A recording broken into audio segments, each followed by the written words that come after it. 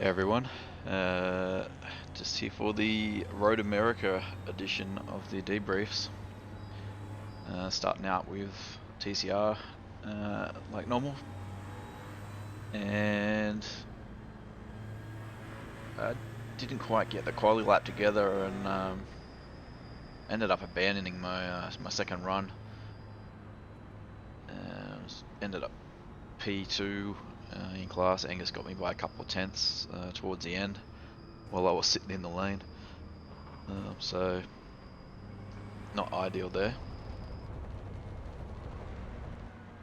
And this pace lap scenario at Road America was a bit eventful, as we'll see in a second. So, important lesson from this one is pay attention on the pace lap. Not like me. I think I was leaning down on the floor trying to grab a drink that I had sitting there. I was also in like 5th and 6th gear trying to fuel save, driving one-handed, and then yeah, just dropped it. So it gave everyone something to avoid.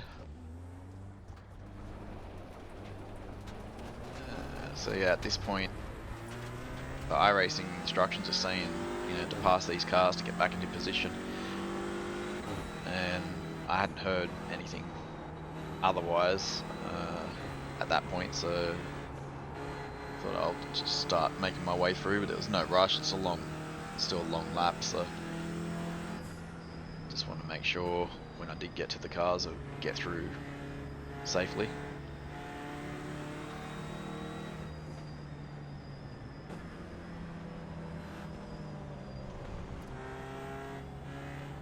Taking my time to read what the other cars were doing, but obviously knowing that they had messages coming up saying that they had to let me past at the same time.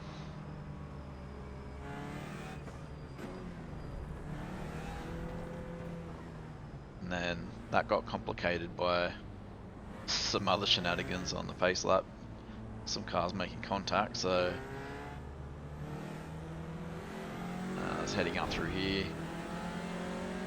and someone had said something about having to go to end of line, so I just pulled over. Turns out that was unnecessary, but anyway, it's self-penalising for being stupid on the pace lap. And now someone's off there, so yeah, we dropped to the back. Gain one position before we cross the line still, so not a disaster. I think we're 24th we dropped to. With the silliness. So yeah, then it's just head down, try and see what we can recover from there. It's not a bad track for overtaking. There's a few opportunities around here, so I wasn't panicking too hard at this point. But obviously trying to battle with Angus was pretty much going to be out of the question unless he struck trouble.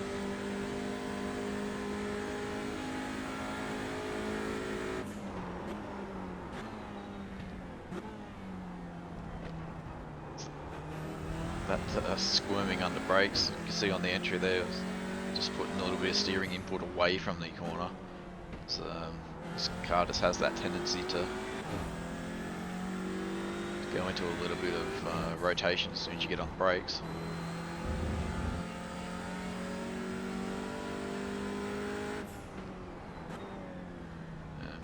A couple guys having issues on this first lap, but generally doing well with the rejoins to come back on safe from what I saw.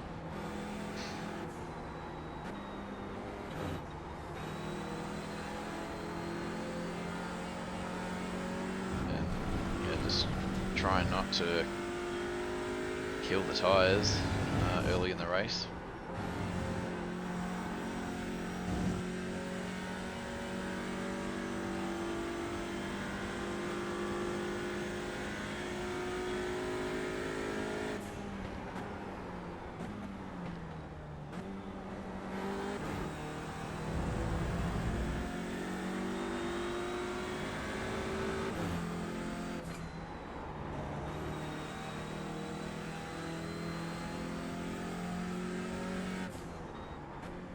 think this is where there's a big blink.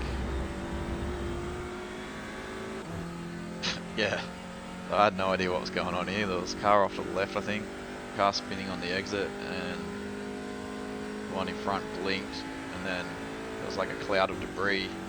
I wasn't sure if I was inside another car at this point or what was happening, and then he finally appeared in my mirror again, so I could relax and start taking normal line.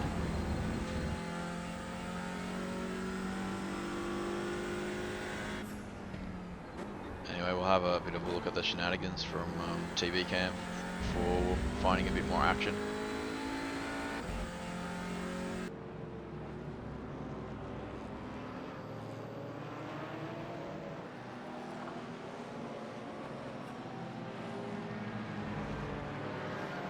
Here we are at this point, just thinking it's going to be a good battle with Angus.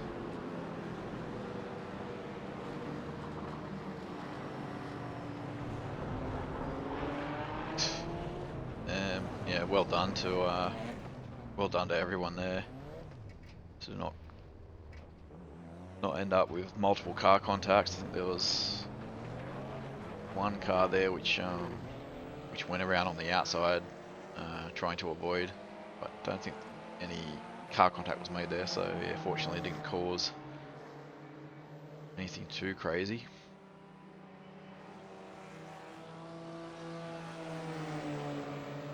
But yeah, obviously feel like a muppet when you do that stuff.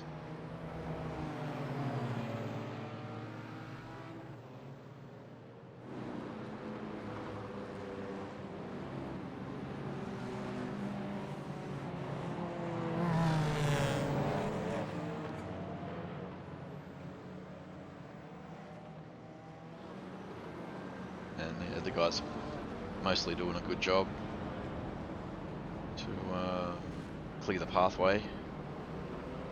And that all got a bit confused here with avoiding the other cars, so it was out here. I was like, oh, I'm not going to get back in position, so I was just hoping other people were going to get black flags for not letting me past. But then yeah, someone said something about end of line or whatever, so, and I'd already had an off track from my stupid spin, so bonus points were already out of the question, so I didn't worry about pulling over. Wasn't going to change anything by pulling over there.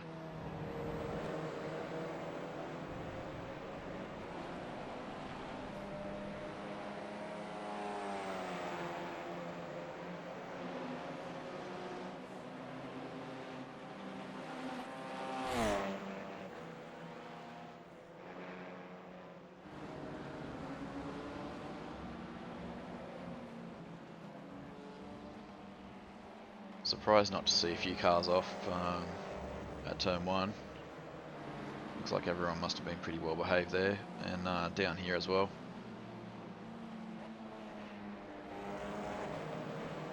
Didn't look like there was anything too crazy.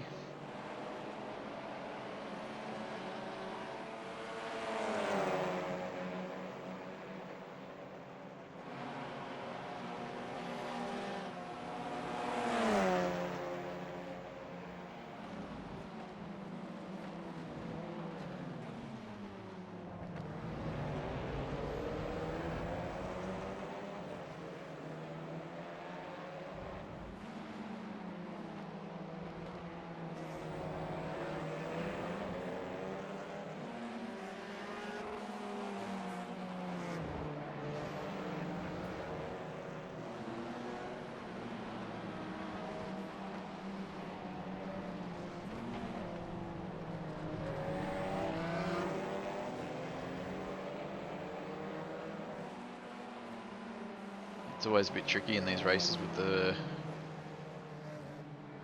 sort of the tail of the GT4s and TCRs getting mixed together. Just the way the cars generate lap time in different places, it can make it a bit awkward trying to get past, or for them to get away from us. I was hoping the longer straights here would sort of separate the two the two classes a bit more, but yeah, we still had a few issues, obviously. Dropping back through the field, didn't do myself any favours there either.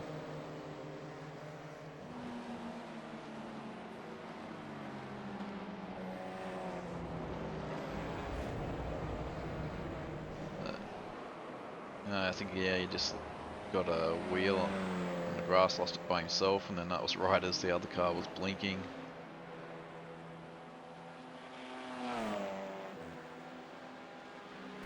Oh, there he goes.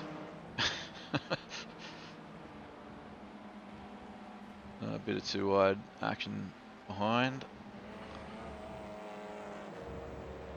So yeah, looked like a pretty clean first lap overall from everyone, given the carnage we had on the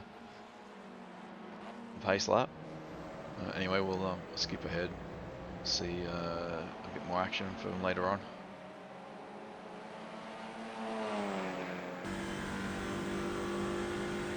This is lap 3, up to P19 overall, I think it was. And Josh defended the inside, so kind of just thought I'd hang around the outside and see if I can make it work. Still too wide a little bit here. And just cleared him just before the entry of the corner. But yeah, gave each other room, which was good. Fun little exchange there.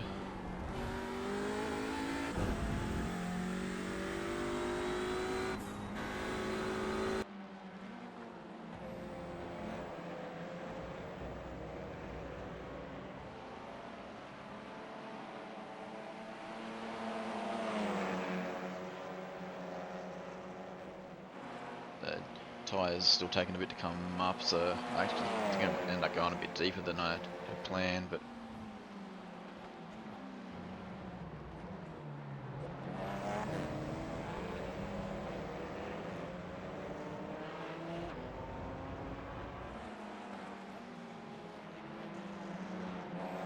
that's good. He's still trying to make me work for it there. I just ran a bit wide, but yeah, it's good to. Oh, a bit of contact behind. Yeah, it's good to have the guys not just sort of just move out of the way. Makes it more interesting for me, and it gives them some practice at defence as well.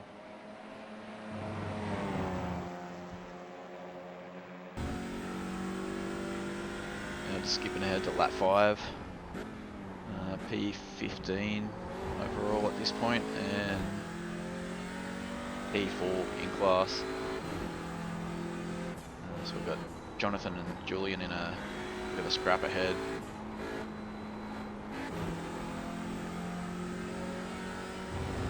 So just trying to get up onto their tail and then see what we can do about that.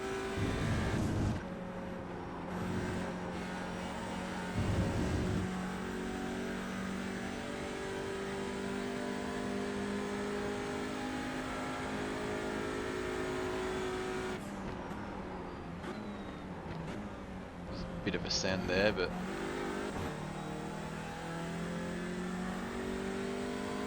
got through cleanly.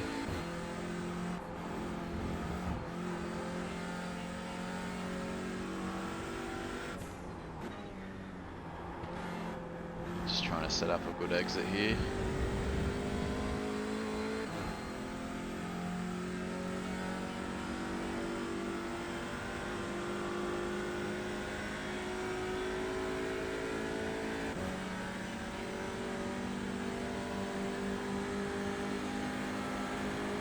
Get an overlap before the braking area.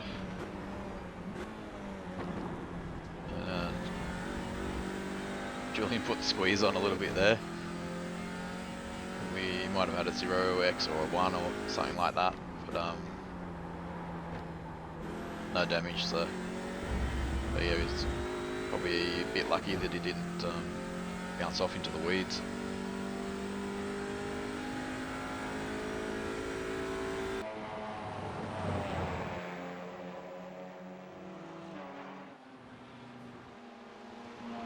Just have a look at this from TV cam. Be interested to see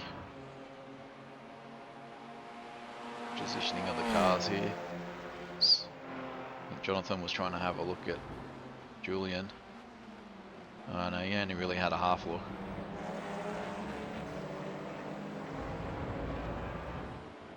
Yeah, it wasn't as close there as I thought it was.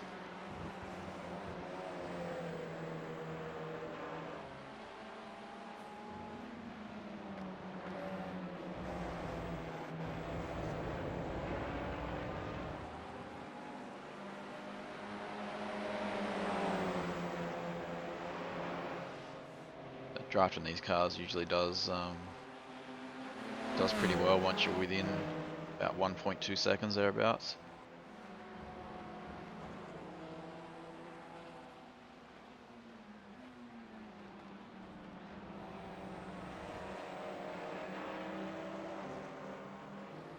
Yeah, it wasn't as much contact as I thought, just a little rub.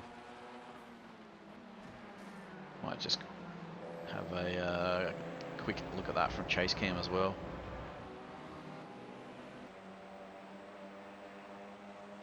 Here we are, just getting the run after the exit out of the final corner.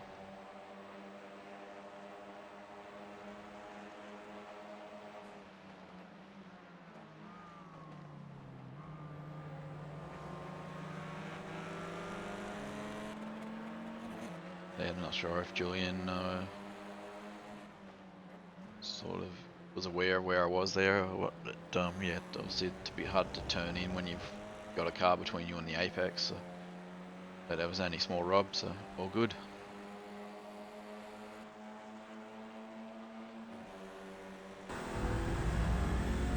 So you just skipped ahead to lap 12. After clearing a couple of TCR cars, I was basically in clean air for quite a while, and some other cars started to cycle through pit stops, including Angus. So I was up to P5 overall at this point and leading TCR class before I come into the stop. But yeah, obviously Angus had about a 7.5 second lead or something before the pit stop cycles. So yeah, it was gonna take a disaster for Angus for me to really make much of a dent in that.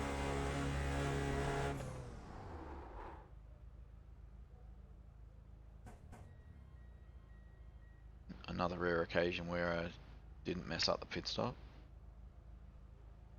Pit lane entry wasn't too bad, and just grabbed the fuel, didn't do tyres. Although some of the tracks could be argued you might benefit from doing fronts, but yeah, the race is probably just not quite long enough to get that benefit back. So the tyre changes on this TCR are not that quick, and they're done after the fuel fill. So yeah, that was Angus just up the road there, about 5 to 6 seconds. So I think I gained a little bit of time through the pit stop cycle. Angus pitted a bit earlier, so that might have just been through him being in traffic, or I was trying to do a little bit of lift and coast in places, so I might have saved a little bit of fuel and had a shorter stationary time perhaps. But there's probably more to do with traffic.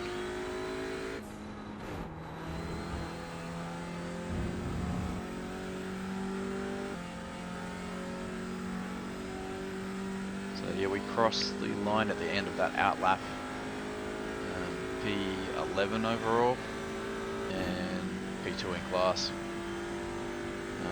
It's another GT4 car that filtered out in between us here, and I'm pretty sure that's about how it stayed to the end. I managed to get in the fastest lap for our class at some point during this phase, but yeah, was never really able to make much of a dent. That gap sort of just ebbed and flowed between sort of 5 and 6 seconds for most of the remainder of the race.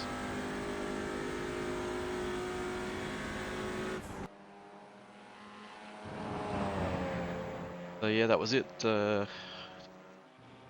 Not as eventful as some of the others. Unfortunately, a little bit of craziness at the start and stupid mistake on my part, but we ended up coming back through to P2 in class, P11 over the line, and yeah, hopefully we can get back to having a bit of a closer battle with Angus next week, if I can do the race. So that's the plan at this point.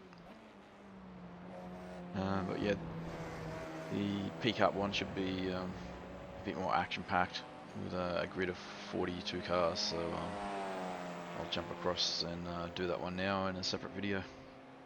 Cheers.